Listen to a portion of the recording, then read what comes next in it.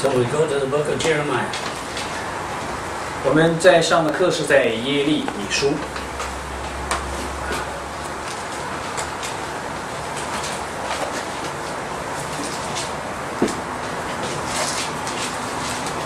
And if you think that your Christian life is difficult, you should study Jeremiah.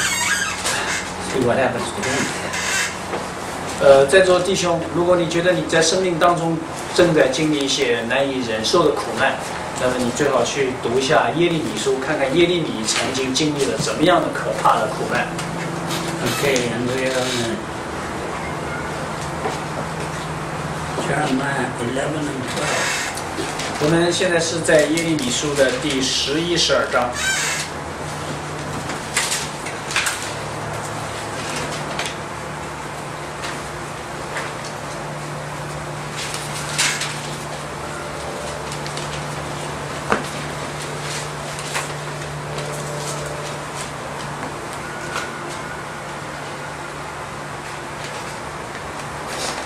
Now, this passage here, and this discourse that Jeremiah made, is talking about, is bringing out Judah's conspiracy.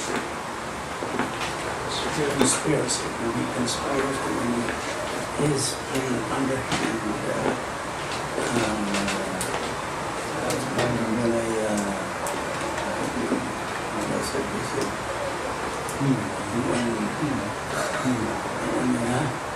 Was it kind of a hidden agenda? Yeah, it's a hidden agenda. And that person, some people have they do things to get other people to do, but they have their own agenda. Okay, this is a conspiracy where they are planning something. 这一段的讲到呢，在耶利米书第11章，这是耶利米所讲的另外一段讲论。这段讲论是在讲一个什么事情呢？讲一个就是他们在密谋策划的一些事。Now, just to remind ourselves, Jeremiah began prophesying in the days of Josiah. 我们再次的提醒诸位，当这个耶利米开始这个做先知讲道、做预言的时候，是在约西亚王的年代。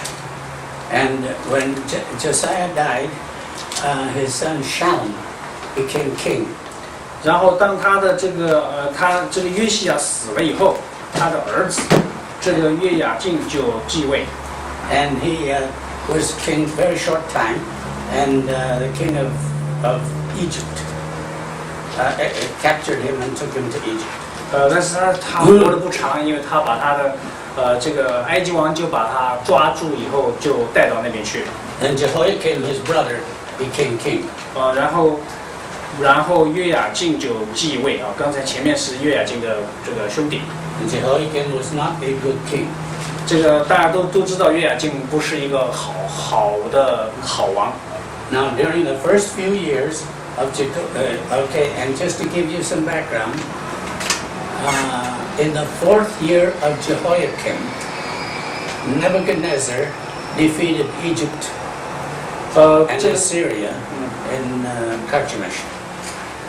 但这个如果大家从历史的角度来说，大家稍微做个注解，是约雅敬继位以后第4年。尼布甲尼撒，巴比伦王尼布甲尼撒就征服了以色列。And that's just an aside. Remember that. 大家记得这些的这个背景，使得将来可以这个后面大家会更清楚。Because in the discourses that Jeremiah makes at the beginning of Jehoiakim's reign, he does not mention Babylon or Chaldea. 这个有意思的是，当耶利米书前面在讲的时候，他都没有提到，这就是加勒底或者提到巴比伦。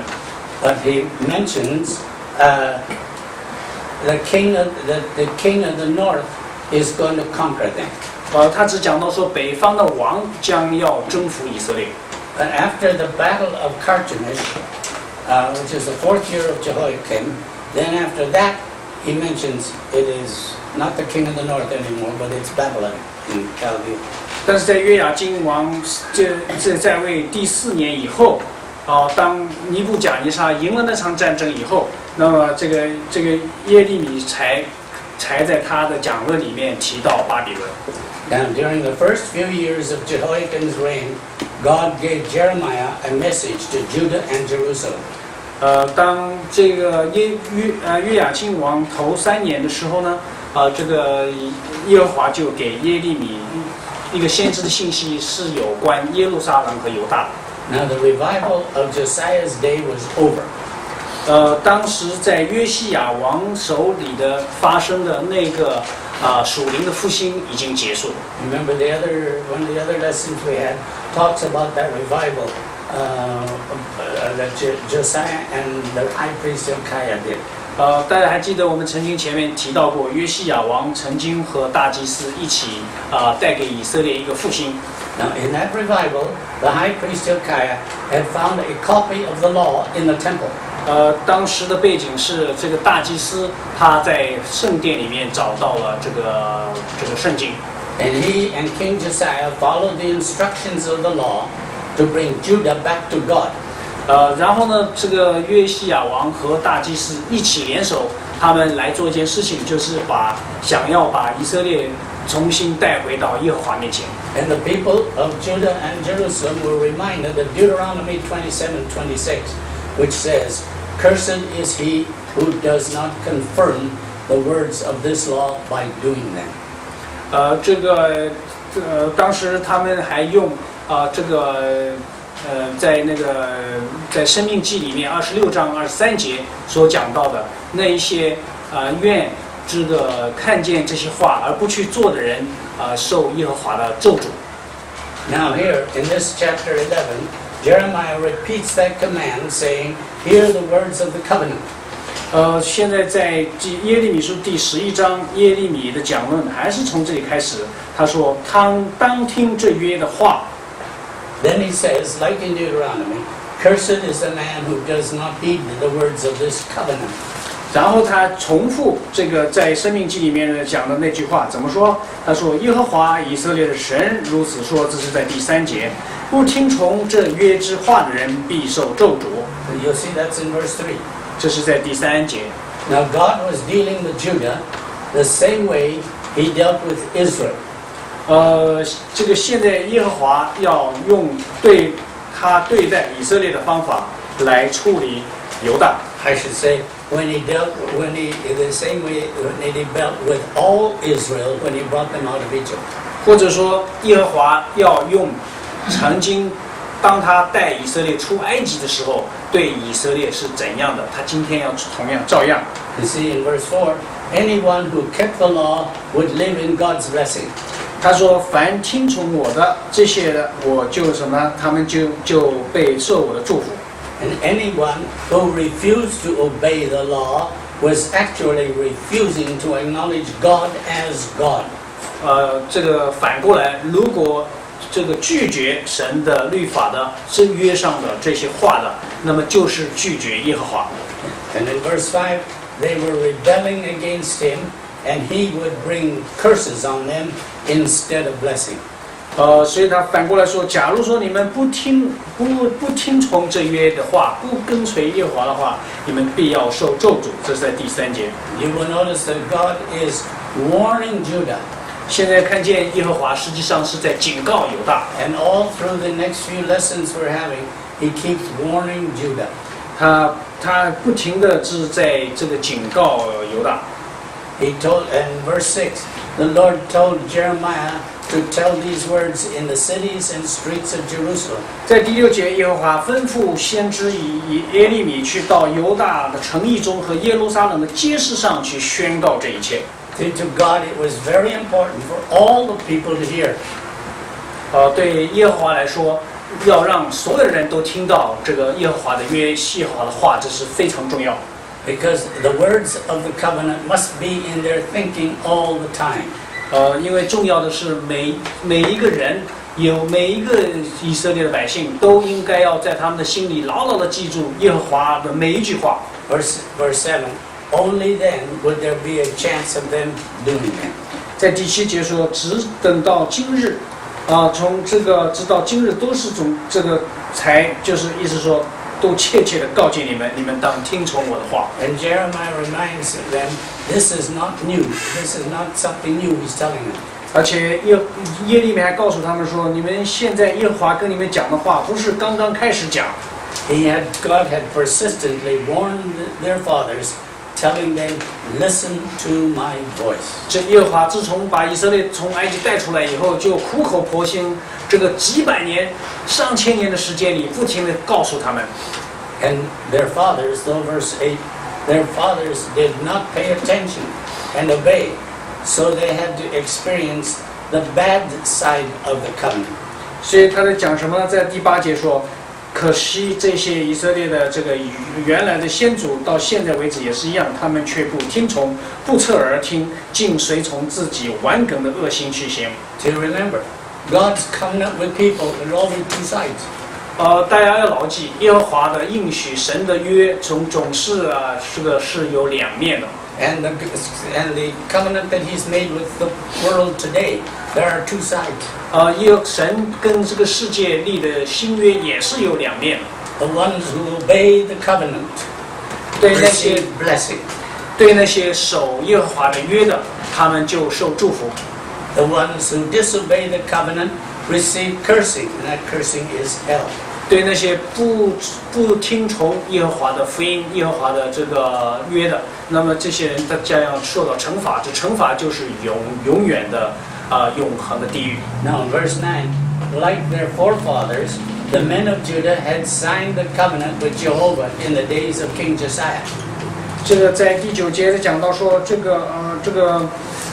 在约西亚王年代的人和现在的人一样，他们呢就是在有同谋背反的事、悖逆的事。But now, in the days of Jehoiakim, when Jeremiah gives this discourse, there is no sign of their having signed it. 但是在约雅敬的年代，就是当耶利米书写这一段讲论的时候呢，还没有看到他们所做的是这些事。A conspiracy had been found among the men of Judah. 他反而是说，在犹太人和耶路撒冷居民中有同谋背叛的事。They had gone back to the sins of their fathers. 他们反而是干什么呢？他们是效法他们先祖所犯的罪孽， And they refused to hear God's words. 而且他们不肯听从上帝的话。 You see, what Jeremiah is saying is that this was not an accident that they made a mistake. This was done purposely. They were doing this purposely. 所以换句话说，耶利米是戳穿他们的把戏，他们不是一不小心背叛了神，乃是他们故意同谋背叛神。 In verse 10, they sinned the sin of infidelity, seeking after gods which are not gods. 在第10节再看，他们转去效法他们的先祖，而且是随从别神。Not listening to God's word. 他们是不听耶和华的话。 And they opened the door for them to break the covenant they had signed. 而且呢，他们是找借口要怎么呢？要又要毁掉他们跟耶和华所立的约。 Now we Christians of today should pay attention to this story of Judah. 这个关于犹大的故事要足够引起我们当今基督徒的重视。 We believe in Jesus and have been given eternal life. 我们相信，我们只要信耶稣，主耶稣的永生就被赐给我们。 Our future is secure. 那么，在基督耶稣里面，我们的将来是安全的。 But if we don't listen to the voice of the Lord, beware. 但是如果我们不肯听主的话，那么我们要小心。 See, for lots of people, reading the Bible is uninteresting. 对很多人来说，读圣经是一件苦差事，他们不并不感兴趣。 We'd rather read fiction written by people who are not Christians. 我们宁愿去读一些不是基督徒所写的这些人的那些小说， Or watch movies or play video games. 或者我们喜欢看电影，或者喜欢玩游戏。 The danger is those things can lead us to follow the lifestyle of the world. 这个危险在哪里呢？就是当我们去多接触那些不是基督徒的人所编的戏和电影和写的书的时候，我们就容易去追随他们里面所介绍的生活方式。 You see, Judah, by not listening to God's word, followed the lifestyle of the heathen nations. 犹大就这样，他们不肯听上帝的话，反而是干什么呢？去随从别神，那些外邦的神。 And they took up the worship of gods that were made by men's hands. 他们应当献给耶和华的这个敬拜，转去敬拜这些人手所造的偶像。 Okay, so verse 13. This conspiracy was not among just a few people. 现在他们这个同谋背叛的事情，不仅仅是在一些少数人当中发生， But everywhere in Judah it was rampant. 但是在犹大的每一个角落都是一样。 So God says, is it not right that calamity will come on them? 所以耶和华说，这个我要让这个灾祸临到你们。 You see, that's the other side of the covenant. 这是这个耶和华所立的约的另外一面。 Their state was that their calamities, that these calamities lead them to go to their false gods, which will, in verse 11, which will never save them. 这个在第11节说，耶和华如此说：我必使灾祸临到他们，是他们不能逃脱的，而且呢，他们必最后是去求的，他们没有办法去求他们所供奉的神。 And remember, these are Jews. 大家知道这些是犹太人，他们本来是该求神的，但是他们转去哀求外邦的神。 And they knew their own history. 而且犹太人非常清楚自己民族的历史， They knew their history all the way back to Abraham. 他们知道他们民族的历史一直回到亚伯拉罕。 Yet these people, this is what these people were doing.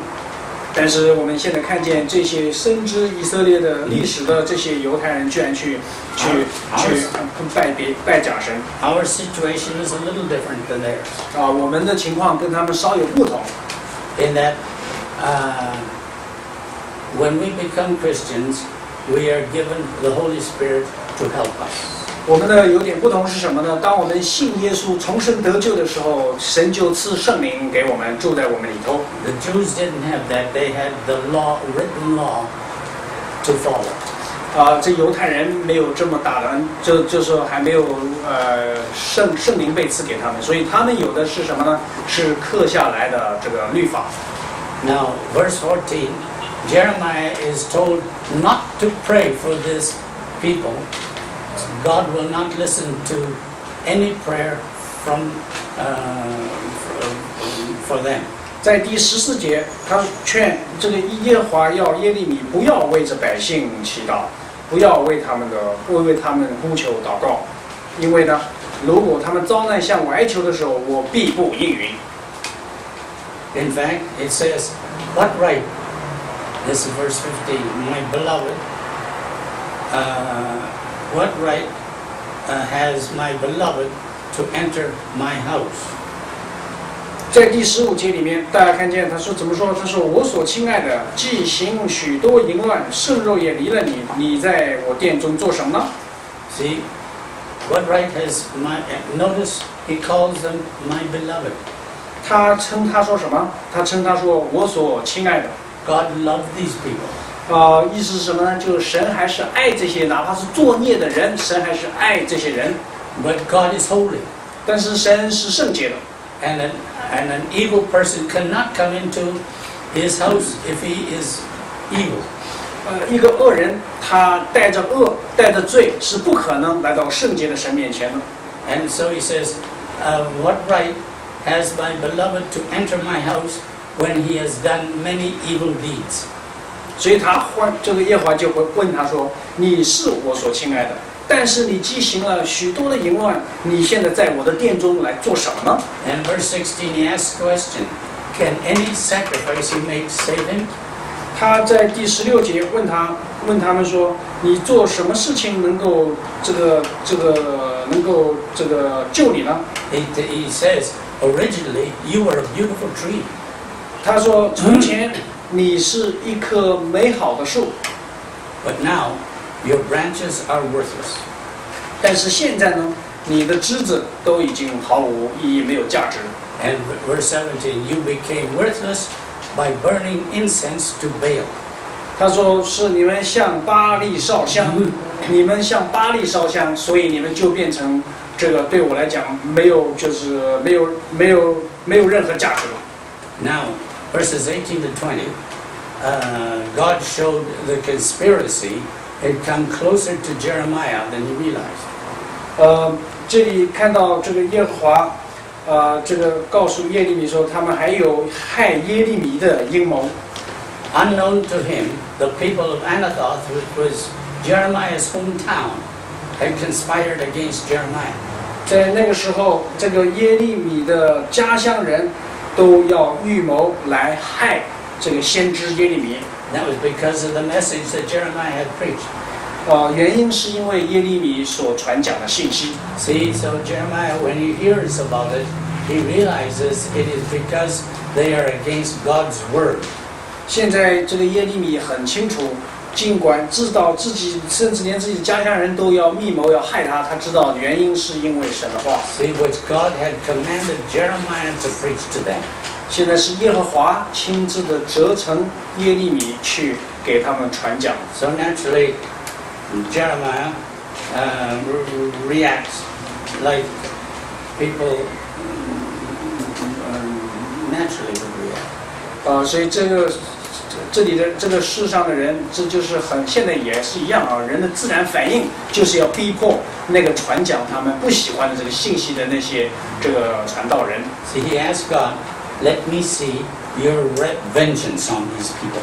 他这个所以耶利米就问耶和华说：“求你让我看见你在他们身上报仇。” But then you and I say, well, no, why did Jeremiah act like that?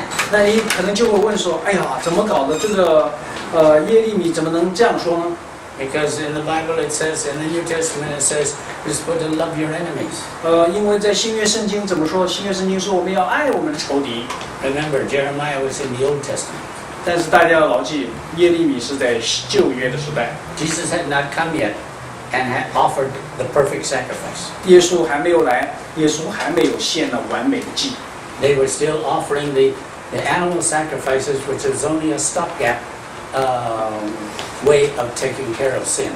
那个旧约的年代的人，他们还需要通过献牛羊的祭来暂时的这个遮盖他们所犯下的这个罪。 See, God had told Jeremiah to prophesy to them. God had told Jeremiah. 耶和华亲自的告诉这个耶利米， But then they said to Jeremiah, don't prophesy to us so we won't have to kill you. 在第20节大家看见没有？他说这些寻索耶利米的命的人这么说，他说你不要奉耶和华的名说预言，免得你死在我们手里。 See, these were the people in his own hometown, and it could have been some of his relatives in that group. 这些亚拿突人是要寻索耶利米的命，这些人当中，甚至可能还有耶利米自己的家乡，甚至他的亲戚都有可能在里头。问他说：“你要是奉耶和华的名说预言，你不要这样做，免得你死在我们手里。” So God did tell Jeremiah, I am about to punish them. 所以耶和华对耶利米说：“我现在必要刑罚他们。” And in their case, no remnant will be left. 他说呢，对他们将来，对他们而言，我将来没有剩余的人，余剩的人要留给他们。The town of Anathoth would be wiped out because they conspired against God's prophet. 他要做什么呢？耶和华说：“我要使灾祸临到亚纳突人，而且他们要被赶尽杀绝，因为他们是抵挡耶和华的先知。” Then we come to chapter 12, 我们现在看在耶利米书第12章， and Jeremiah prays a prayer. 这个耶利米就做了一个祷告。In his prayer, he asks, "Why do the wicked prosper?" 他这个祷告是说什么呢？他说：“为什么作恶的人亨通呢？” He is preaching God's prophecies, but the people continue in their wickedness and still live prosperously. 他就说我传是个神的道，但是人不听从神的道，这些作恶的人为什么道路还亨通呢？ See, poor old Jeremiah, he was not seeing anything good happen from his ministry. 大家这个先知耶利米是一个非常很惨的一个先知，为什么呢？因为在他做先知讲到这个过程当中，他几乎没有遭遇过什么好事儿，都是坏事儿。The people acknowledged God with their lips. 他说什么？他说那个年代的人，他们用嘴巴敬拜神，光说， But God was far from their minds. 但是他们的心是远离神。 Then Jeremiah says, "Lord, I have been loyal to your word." 所以这个耶利米就跟他说：“他说主啊，我对你是如此的忠心。” This is in verses 1 to 4. 在第1到4节， But I do not see any good results from my prophesying. 他说：“但是呢，我所讲的道有什么结果呢？什么好结果都没有。” Then God tells Jeremiah, "There is worse to come." 所以耶和华就对耶利米说：“这个更大的、更糟糕的灾难将要临到。 You think it's bad now? He said, "Just wait a little bit." 你以为现在的光景是最坏了吗？你再等一等，还有更坏的光景要临到。” In verse 5, "But you must continue to be true." 但是这在第5节耶和華說：“你要什麼呢？你要繼續的對我忠心。” And he gives a little example here. He says, "If you get tired of running against people." 他就给了他一个比方，他说：“你要是与步行的人同跑， See, how can you hope to run against horses? 他说你与步行的人同跑，你怎么能够跟这个马赛跑呢？” This is verse 6. 在第6节又說 He says the difficult things what he's saying is the difficult things that you have already met cannot be compared with what you're going to meet. 他前面因为讲到说，你现在不要认为你现在碰到的情况是最糟，还有比这个情况更糟的呢。And God said to him, "Listen, even your immediate family have dealt treacherously with you."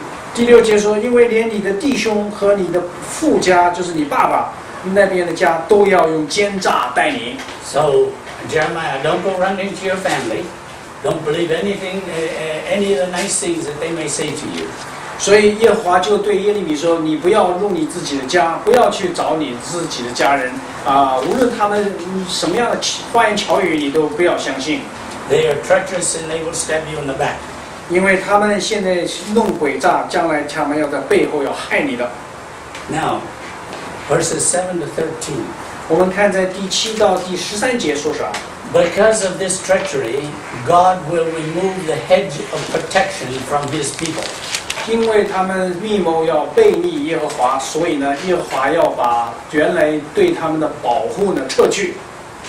Even though now you just turned off this machine. You just turned off this machine. 就是你 No. Yeah, but you turned the light off here. Yeah, I can. Okay, now you just turned it off. No. It's on.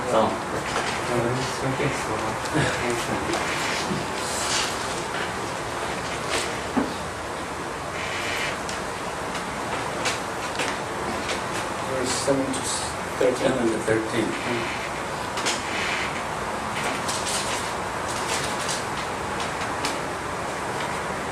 Even though he still calls them beloved. 尽管在第7节说，我将我心里所亲爱的，他还是称他们为所亲爱的。 He has to bring judgment on them. 但是耶和华还是要将这个审判临在他们身上。He calls their natural enemies to despoil them. 他是要把这个他们称为把交在他仇敌的手中，就是把以色列交在以色列的仇敌手里。But in this passage, he says it was the shepherds of Israel who had caused this alienation between them and their God.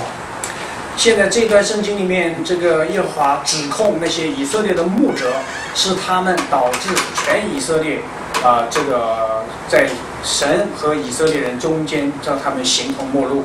See, this is why we keep telling our men that you must read the Bible and read the Bible and read the Bible and study the Bible, because you are the shepherds of the flock. 所以弟兄们，我们这里讲说许多的牧人，那是指以色列的牧人。其实每一个家庭里面的男人都是这个家的牧人。所以为什么我们一再的跟大家说，你既然是神的牧者，那你就要好好的学习神的话，懂得神的律法，你要反复的查考圣经，以免你使得你的家和耶和华形同陌路。You see, Michael and I and John Bethan are not the only shepherds of the flock. 尽管这个 Michael 也好，这个我也好，还有约翰和这个 Bethan， 尽管在教会里面做一些教导的工作，但是我们不仅仅是我们这些人是这个神家里的这个教会里面的牧者。But you are shepherds first in your families. 每一个男人都是在家里是一个牧人。You have to lead your family to follow God. 你有这个责任，你逃不过去，将来你要交账的，就是你要带领这一个家跟随神。You cannot let your wives take over that position. 你更不应该让你的妻子凌驾在你上面，把你该承担的那部分属灵的领袖的责任让他来担当。But to be able to do it, you have to know the Bible. 你为了要做好这个家里的领头的牧人，那你必须要好好的学神的话。And so it was the shepherds of Israel who had caused the alienation. It was the shepherds who caused the alienation between them and their God. 所以耶和华指控这些以色列的牧者，或者说以色列的这些领袖和以色列的男人，使他们让以色列百姓和耶和华形同陌路，像敌人一样。And as we get into other lessons, we're going to see this more clearly.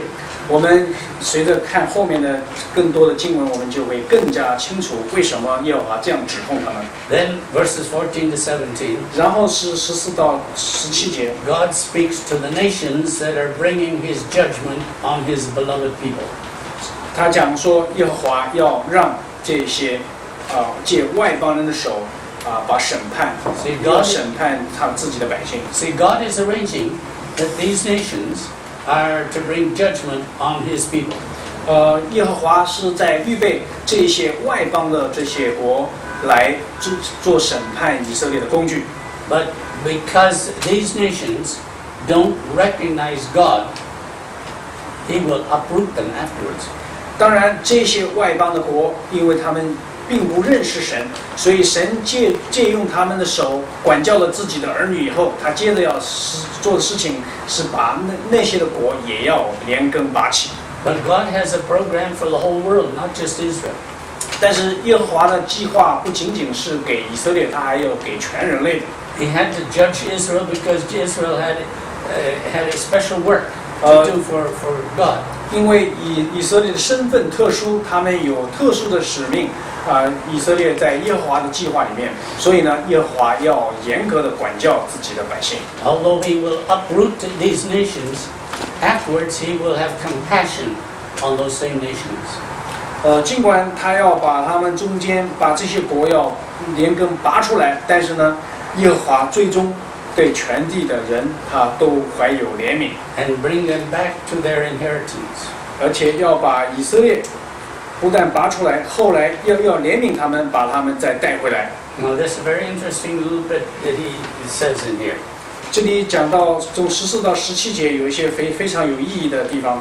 See, God is promising to restore these heathen nations also.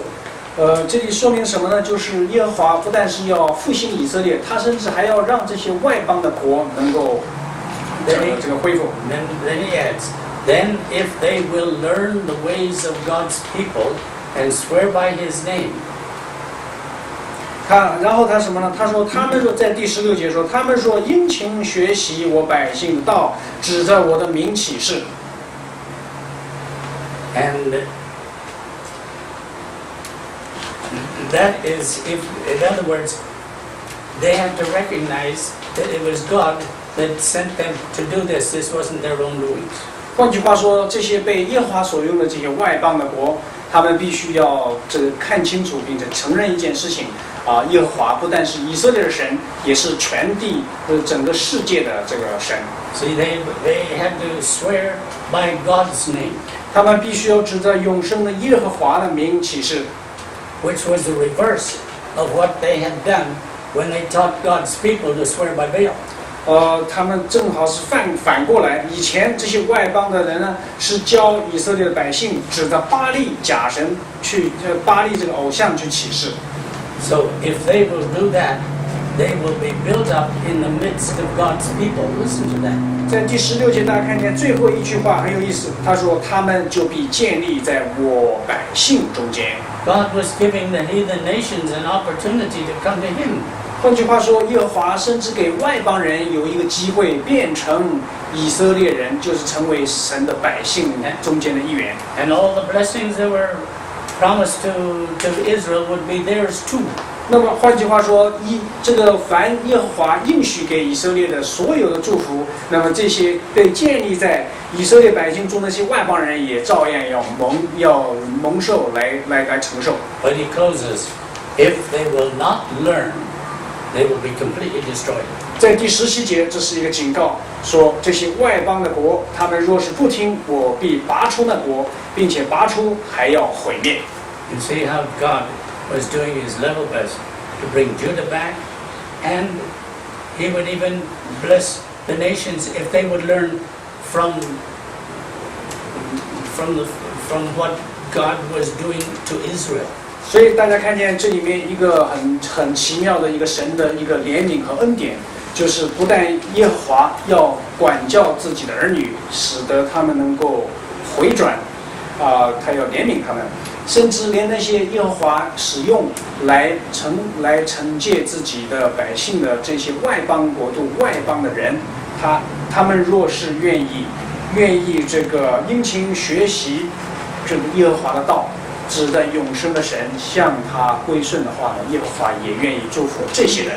See, if you read that story of the book of Jeremiah, you'll see where he puts in there, and the people knew why Israel was punished because they left their God. They knew it. 所以那些的外邦人甚至都很清楚，就是以色列人之所以受这个耶和华的管教，之所以他们遭受前所未有的这种灾祸，是因为他们背离了以色列人自己的神耶和华。So that was enough to draw them to God. 所以耶和华行这样的事的目的是，就是希望能够把自己的百姓能够带回到他的这个面前，能够让他们回转。This was the ministry that Jeremiah had all through his life. 耶利米先知耶利米一生都是在做这样的一种这个先知的工作。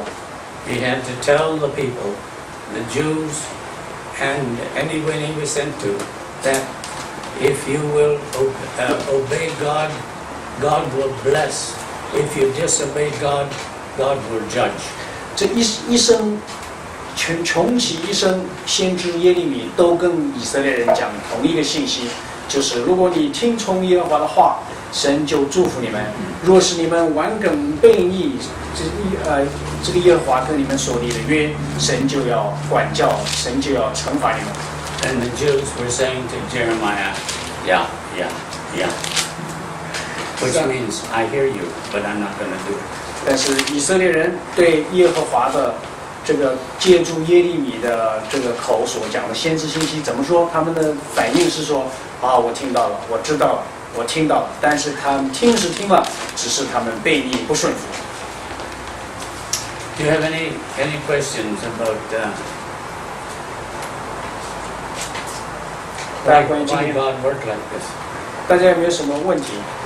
或者大家明不明白耶和华为什么要这样行？ We're going to see in some of the lessons that are coming where Jeremiah asked these questions too. 我们有时候会有这样的疑问，当然，其实我们后面的课里面也会看见，连先知耶利米最后都心里带着这样的疑问，后来他问耶和华。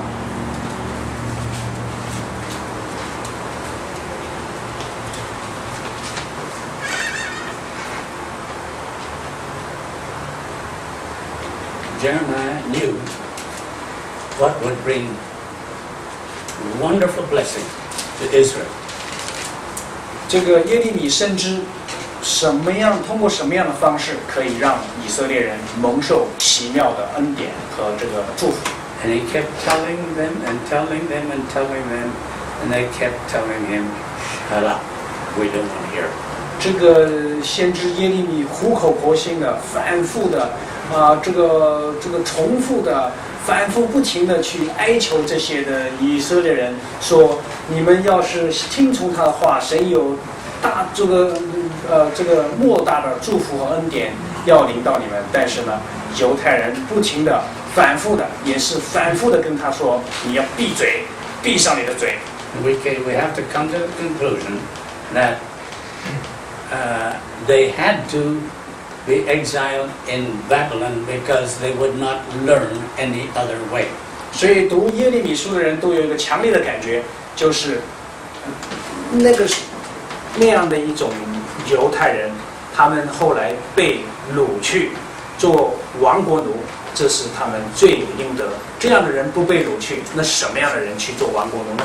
And it was everybody. It was from the top to the bottom that was conspiring against God. 那个时候是通国的人，从王一直到普通百姓都抵挡耶和华。And as I look at it, what was their bigness? What was the big thing in them that caused them to be so stubborn? 有时候我在想，到底是什么原因导致这些犹太人是如此的顽梗悖逆？ You should know that, tell me. 大家应该有答案，可不可以告诉我为什么犹太人是如此的顽梗悖逆？ It's very obvious. 这个答案应该是很明显。 What is it? Why were they so stubborn? 为什么犹太人这么心硬？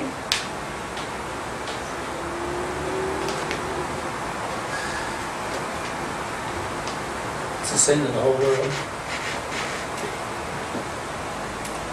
这是这个整个世界的一种罪。 Come on, try to give an answer.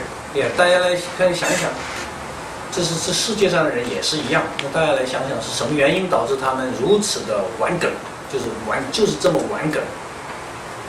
骄傲，罪行的。 The nature of sin. The nature of sin. And then he says pride. You're right, pride. 路克弟兄讲呢，就是骄傲， There's pride. 他们的骄傲。 It's a pride in man, and that's the problem we still have that problem today. Pride. 世界上的人也是一样，世界上的人就是骄傲。那我想请问，为什么到今天的人还是一样骄傲呢？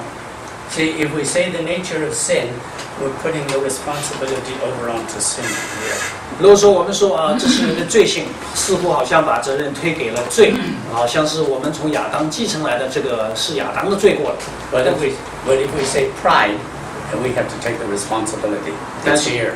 但是如果说我们说骄傲，那这个责任就不太能推到老祖宗身上去，是我们自己的一种责任。 They wouldn't listen to Jeremiah because they were proud.